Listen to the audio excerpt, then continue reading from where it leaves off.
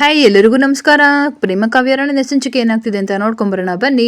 ಮಹಾದೇವ ಕಲ್ಯಾಣಿಗೆ ಕಾಲು ಹೊತ್ಕೊಂಡು ಕೂತಿರ್ತಾಳೆ. ಅಮ್ಮ ಸಾಕಾ ಒತ್ತಿದ್ದು, ಇನ್ನೊಂದು ಸ್ವಲ್ಪ ಒತ್ತಲ ಅಂತ ಕೇಳ್ತಾರೆ. ಬೇಡ ಮಗನೆ, ನಿನ್ನ ಕೈ ನನಗೆ ಸ್ಪರ್ಶ ಅಂದರೆ ಸಾಕು, ನನ್ನ ನೋವೆಲ್ಲ ಕೂಡ ಮಂಗ್ಮಾಯ ಆಗುತ್ತೆ ಅಂತ ಹೇಳ್ತಾರೆ. ನಿಜವಾಗ್ಲೂ ನೀನು ಕಂಡ್ರೆ ನನಗೆ ಹೆಮ್ಮೆ ಆಗ್ತಿದೆ ಮಗನೆ. ನಿನ್ನ ಹೆಂಡ್ತಿ ಒಂದು ಕನಸಿಗೆ ಜೋಡಣೆಯಾಗಿ ನಿಂತು ಅವಳು ಸ್ಫೂರ್ತಿ ಆದಲ್ಲ, ನಿಜವಾಗ್ಲೂ ತುಂಬ ಗ್ರೇಟ್ ಅಂತ ಎಲ್ಲ ಹೊಗಳ್ತಾ ಇರ್ತಾನೆ.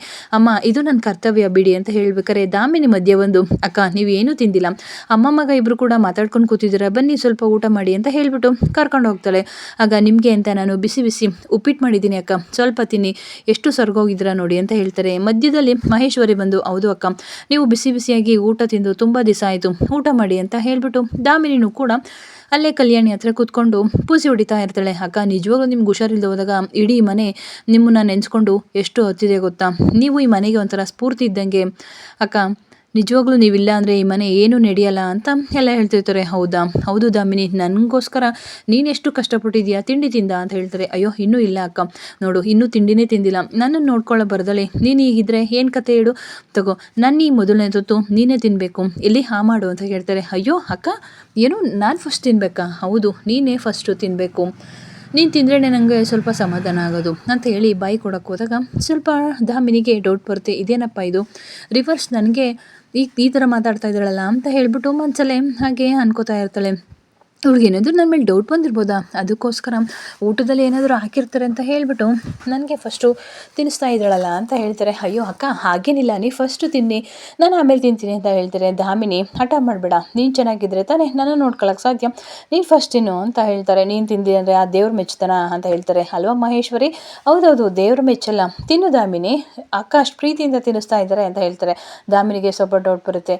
ಕಲ್ಯಾಣಿ ನಿನಗೆ ಡೌಟ್ ಬಂದಿದೆ ನನ್ನ ಮೇಲೆ ಅಂತ ಗೊತ್ತಾಯಿತು, ಹಾಡು ಎಷ್ಟು ಆಡ್ತಿರ್ತೀಯೋ ಹಾಡು, ಈ ದಾಮಿನಿನ ನೀನು ಯಾವತ್ತೂ ಕೂಡ ಸೋಲ್ಸೋಕ್ಕಾಗಲ್ಲ, ನಾನು ನೋಡ್ತೀನಿ ಅಂತ ಹೇಳ್ತಾರೆ. ಆಗ ಕಲ್ಯಾಣಿ ಹಿಂದೆ ಮಾತಾಡಿದಂಥ ಮಾತುಗಳನ್ನ ನೆನೆಸ್ಕೊತಾ ಇರ್ತಾಳೆ. ಅಲ್ಲಿಗೆ ಪ್ರೇಮ ಬಂದಿರ್ತಾಳೆ. ಯಾಕೆ ಪ್ರೇಮ ಇಲ್ಲಿ ನಿಂತಿದ್ಯಾ, ಬಾ ಒಳಗಡೆ ಅಂತ ಕೇಳ್ತಾಳೆ. ಅಯ್ಯೋ ಇಲ್ಲ ಅತ್ತೆ, ಒಳಗಡೆ ಬಂದರೆ ಮಹೇಶ್ವರಿ ಅತ್ತೆ ಬೇಜಾರು ಮಾಡ್ಕೋತಾರೆ ಅಂತ ಹೇಳ್ತಾರೆ. ಯಾಕೆ ಬಂದಮ್ಮ ಅತ್ತೆ, ಅದು ಏನು ಹೇಳಮ್ಮ, ನಾನು ನಿಮ್ಗೊಂದು ಹೇಳ್ತೀನಿ ಅಂತ ಹೇಳ್ತಾರೆ. ಏನು ಹೇಳು ಅಂತ ಕೇಳಿದಾಗ, ದಯವಿಟ್ಟು ಇನ್ಮೇಲೆ ಸ್ವಲ್ಪ ಹುಷಾರಾಗಿರಿ, ನಿಮ್ಮ ಊಟ ತಿಂಡಿ ಮಾತ್ರೆ ಎಲ್ಲದರಲ್ಲೂ ಕೂಡ ಸ್ವಲ್ಪ ಹುಷಾರಾಗಿರಿ ಅತ್ತೆ ಅಂತ ಹೇಳ್ತಾರೆ. ಆಗ ಒಂದು ಹೆಜ್ಜೆ ಮುಂದಕ್ಕೆ ಹೋಗಿ, ಏನು ದಾಮಿನಿ ಬಗ್ಗೆ ಹೇಳ್ತಿದ್ಯಾ ಅತ್ತೆ, ನಿಮ್ಗೆ ಹೇಗೆ ಗೊತ್ತಾಯಿತು? ಹೌದು ನೀನು ಹೇಳ್ತಿರೋ ದಾಮಿನಿ ಬಗ್ಗೆನೇ ಅಂತ ಚೆನ್ನಾಗಿ ಗೊತ್ತು, ಅವಳು ಯಾವತ್ತೂ ನಾನಲ್ಲಿ ಬಿದ್ದಿದ್ರು ಕೂಡ ನೋಡ್ದಲೇ ಬಾಗಿಲು ಹಚ್ಕೊಂಡು ಹೋದ್ಲು, ಆವಾಗಲೇ ಅವಳ ಮೇಲೆ ನನಗೆ ಬಲವಾದ ಅನುಮಾನ ಶುರುವಾಯಿತು. ಇನ್ನು ಮನೆಗೆ ಬಂದಾಗ ಕೇಳಿದ್ರೆ ನನಗೆ ಯಾವುದೋ ಫೋನ್ ಬಂತು ಅಂತ ಏನೋ ಕತೆ ಹೇಳ್ತಿದ್ಲು, ಆಗಲೂ ಕೂಡ ಅವಳ ಮೇಲೆ ನನಗೆ ಅನುಮಾನ ಬಂತು, ಅಲ್ಲೇ ಗೊತ್ತಾಯಿತು ಇದೆಲ್ಲ ಕಾರಣ ಮೂಲಕ ಈ ಕಲ್ಯಾಣಿನ ಅವಳು ಯಾಮರ್ಸೋಕ್ಕಾಗಲ್ಲ. ನನಗೆ ವಯಸ್ಸಾಗಿರ್ಬೋದು, ಆದರೆ ಬುದ್ಧಿ ಮಾತ್ರ ಇನ್ನು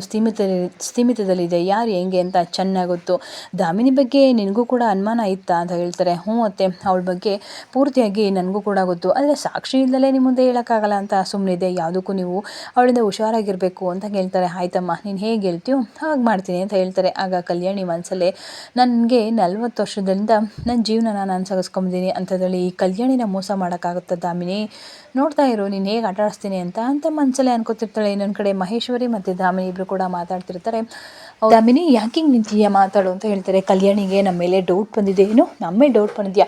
ಹೌದು ಡೌಟ್ ಬಂದಿದೆ, ಆದರೆ ಡೌಟ್ ಬಂದಿರೋ ಥರ ನಾಟಕ ಆಡ್ತಿದ್ದಾಳೆ, ನಮ್ಮ ಮುಂದೆ ತೋರ್ಸೋಕ್ಕಾಗಲ್ವಲ್ಲ, ಹಾಗಾಗಿ ಮಾತಲ್ಲೇ ನಮಗೆ ಚಾಟಿಲಿ ಬೀಸಿದ್ಲು ಅಷ್ಟೇ. ಆದರೆ ಡೌಟ್ ಬಂದಿರ್ಬೋದು, ಬಂದಿದ್ದಲೇ ಇದ್ರೂ ಇರ್ಬೋದು, ಯಾವುದೂ ಹೇಳೋಕ್ಕಾಗಲ್ಲ. ಆದರೆ ನನ್ನ ಮುಂದೆ ಕಲ್ಯಾಣಿ ಆಟನ ನಾನು ನಡೆಸಲ್ಲ ಬಿಡು, ಅವಳು ನನ್ನ ಒಂದು ಗಾಳ ಹುಡುಕ್ಬೇಕು ಅಂದರೆ ಅವಳ ಹತ್ರ ಸಾಕ್ಷಿಗಳೇ ಇಲ್ಲ ಅಂತ ಹೇಳ್ತಾರೆ. ಅದೇ ಟೈಮ್ಗೆ ಒಂದು ಫೋನ್ ಕೂಡ ಬರುತ್ತೆ. ಏನೋ ಆ ಮುದುಕನೊಬ್ಬರನ್ನ ನಿಮಗೆ ಕೂಡೋಕ್ಕಾಗಲಿಲ್ವ, ಸಾಯಿಸೋಕ್ಕಾಗಲಿಲ್ಲ, ನಿನ್ನ ಅಂತ ಜೋರಾಗಿ ಬೈತಾ ಇರ್ತಾಳೆ. ನಮಗೇನು ಮಾಡ್ತಿರೋ ಗೊತ್ತಿಲ್ಲ, ಅವ್ನು ಎಲ್ಲಿ ಸಿಗ್ತಾನೋ, ಇಡೀ ಊರು ತುಂಬ ಹುಡುಗಿ, ಅವ್ನು ಎಲ್ಲೇ ಸಿಕ್ಕಿದ್ರು ಕೂಡ ಆ ಕ್ಷಣನೇ ಅವನ್ನ ಸಾಯಿಸ್ಬಿಡಿ ಅಂತ ಹೇಳ್ತಾರೆ.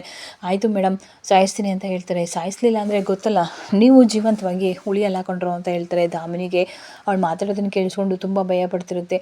ದಾಮಿನಿಗೆ ಯಾರು ಫೋನ್ ಮಾಡಿದ್ದು ಅಂತ ಕೇಳ್ತಾರೆ. ಆ ಗೂಂಡಗಳು ಮತ್ತೆ ಪ್ರೇಮ ನಮ್ಮ ಪ್ಲ್ಯಾನ ಹಾಳು ಮಾಡಿಬಿಟ್ಟಿದ್ದಾಳೆ, ಶ್ರೀನಿವಾಸನ ಅಲ್ಲಿಂದ ಕರ್ಕೊಂಡೋಗಿದ್ದಾಳೆ. ಏನು ಪ್ರೇಮನ ಶ್ರೀನಿವಾಸ್ ಭಾವನ ಕರ್ಕೊಂಡೋಗಿದ್ದಾರ? ಅಯ್ಯೋ ದೇವ್ರೆ, ನೋಡ್ದ ನಾನು ಹೇಳ್ದೆ ಅವಳು ವಿರುದ್ಧವಾಗಿ ನಾವು ಹೋಗೋಕ್ಕಾಗಲ್ಲ ಅಂತ. ಸುಮ್ಮನೆ ಇರು, ಯಾಕಂಗೆ ಮಾತಾಡ್ತೀಯಾ ನೀನು ಅಂತ ಹೇಳ್ತಾರೆ. ಇನ್ನೊಂದು ಕಡೆ ಪ್ರೇಮ ಮತ್ತು ದಾಮಿನಿ ಇಬ್ಬರು ಕೂಡ ಎದುರು ಬದ್ರು ಆಗಿರ್ತಾರೆ. ಆಗ ಕೇಳ್ತಾ ಇರ್ತಾಳೆ ದಾಮಿನಿ, ಎಲ್ಲಿ ಶ್ರೀನಿವಾಸು ಅಂತ ಕೇಳ್ತಾರೆ. ನನಗೇನು ಗೊತ್ತು, ನೀನೇ ಕರ್ಕೊಂಡೋಗಿದ್ಯಾ ಅಂತ ನನಗೆ ಫುಲ್ ಡೀಟೇಲ್ಸ್ ಗೊತ್ತಾಗಿದೆ, ಎಲ್ಲೇ ಅಂತ ಕೇಳ್ತಾರೆ. ನಿನ್ಗೆ ಅಷ್ಟೊಂದು ಧೈರ್ಯ ಇದೆಯಾ, ಅಷ್ಟೊಂದು ತಾಗೋತಿದ್ರೆ ಹುಡುಕು, ಅವ್ರು ಎಲ್ಲಿ ಸೇಫ್ ಆಗಿರಬೇಕೋ ಅಲ್ಲಿ ಸೇಫಾಗಿದ್ದಾರೆ, ಗೊತ್ತಾಯ್ತಾ? ನಿಂಗೆ ಅವ್ರು ಬೇಕೇ ಬೇಕು ಅಂತ ಅಂದರೆ ಹುಡುಕು, ಇಡೀ ಊರೆಲ್ಲ ಇಡೀ ಪ್ರಪಂಚನೇ ಹುಡುಕು, ನೀನು ಸಿಕ್ಕಿದೆ ಏನು ಮಾಡ್ಕೊತೀಯ ಮಾಡ್ಕೊ, ಅವ್ನು ಒಂದು ಸಲ ಸಿಗಲಿ ಕಣೆ, ಅವ್ನು ಜೀವಂತವಾಗಿ ನಾನಂತೂ ಅವ್ನು ಬಿಡಲ್ಲ ಅಂತ ಹೇಳ್ತಾರೆ. ಹೌದಾ, ಚಾಲೆಂಜ್ ಆಗ್ತಾ ಇದ್ದೀನಿ, ಅದೇನು ಮಾಡ್ಕೊತೀಯ ಮಾಡ್ಕೊ, ಅವ್ನು ಸಿಕ್ಕಿದ್ರೆ ಏನು ಮಾಡ್ತೀಯ ಮಾಡು ನಮ್ಮ ಮಾವನ, ನಾನು ನೋಡ್ತೀನಿ ಅಂತ ಇಬ್ಬರು ಕೂಡ ಚಾಲೆಂಜ್ ಆಗ್ತಾರೆ.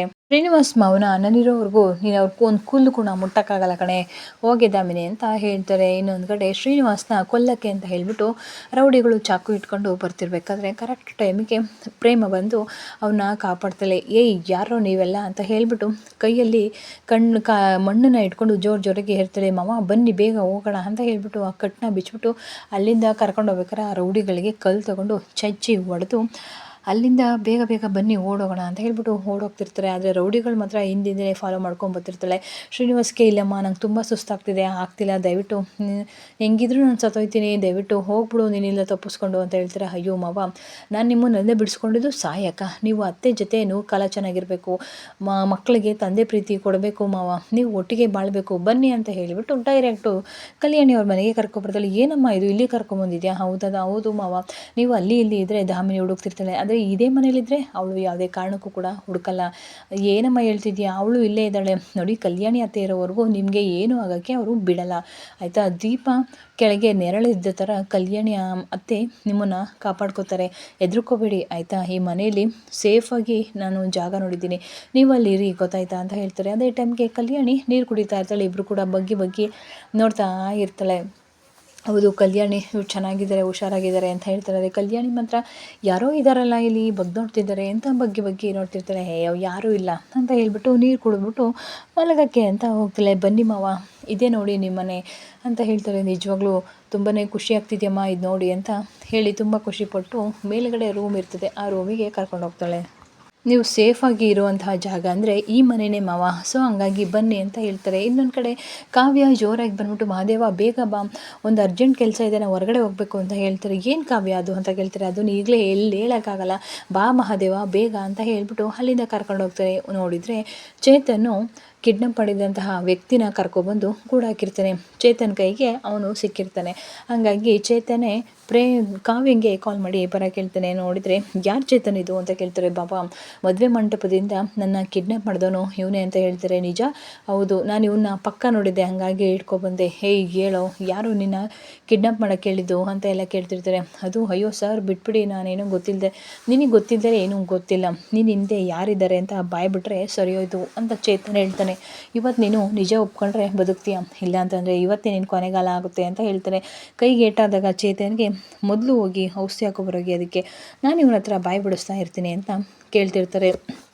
ಆಗ ಮಹಾದೇವ, ನೋಡು ನನ್ನ ತಂಗಿ ಮೈ ಮುಟ್ಟಕ್ಕೆ ನಾನು ಅವನ ಕೈನೇ ಕೂಡ ಕತ್ತರಿಸಿದ್ದೆ, ಇನ್ನು ನಿನ್ನ ಬಿಟ್ಬಿಡ್ತೀನ, ನನ್ನ ಭಾವನ ನೀನು ಕಿಡ್ನಾಪ್ ಮಾಡಿದ್ಯಾ, ನನ್ನ ತಂಗಿ ಮದುವೆಗೆ ಅಡ್ಡಿಪಡಿಸಿದ್ಯಾ, ಯಾರು ಅಂತ ಹೇಳು, ಹೇಳಿದರೆ ಮಾತ್ರ ನೀನು ಇಲ್ಲಿಂದ ಜೀವ ಸಮಾಧಿಯಾಗಿ ಹೋಯ್ತೀಯ, ನನಗೆ ನನ್ನ ತಂಗಿ ಜೀವನನೇ ಮುಖ್ಯ ಗೊತ್ತಾಯ್ತಾ, ಯಾರು ಅಂತ ಹೇಳೋ ಅಂತ ಹೇಳ್ತಾರೆ. ಕೊನೆಯ ಅವಕಾಶ, ಅದು ಬೇರೆ ಯಾರೂ ಅಲ್ಲ, ನಿಮ್ಮನೆ ಅಳಿಯ ಕಿಟ್ಟಿನೇ ಇದಕ್ಕೆ ಎಲ್ಲ ಸೂತ್ರಧಾರಿ, ಅವನೇ ನಿಂತ್ಕೊಂಡು ಕಿಡ್ನಾಪ್ ಎಲ್ಲ ಮಾಡಿಸಿ ಮದುವೆ ಆಗಬೇಕು ಅಂತ ಹೇಳ್ಬಿಟ್ಟು ಮೋಸದಿಂದ ಆಟ ಆಡ್ದ, ಇದಕ್ಕೂ ನನಗೂ ಸಂಬಂಧ ಇಲ್ಲ ಸರ್, ಅದರಿಂದ ಇನ್ನೂ ಒಂದು ಕಾರಣದ ಕೈ ಇದೆ, ಅದು ಯಾವುದು ಅಂತ ನೀವೇ ಕಂಡಿಟ್ಕೊಳ್ಳಿ, ಇದಿಷ್ಟೆಲ್ಲ ಕೆಲಸ ಮಾಡಿಸಿದ್ದು ಕಿಟ್ಟಿ ಹೇಳಿದ ಅಂತ ನಾನು ಇದೆಲ್ಲ ಮಾಡಿದೆ ಅಣ್ಣ ಅಂತಾನೆ.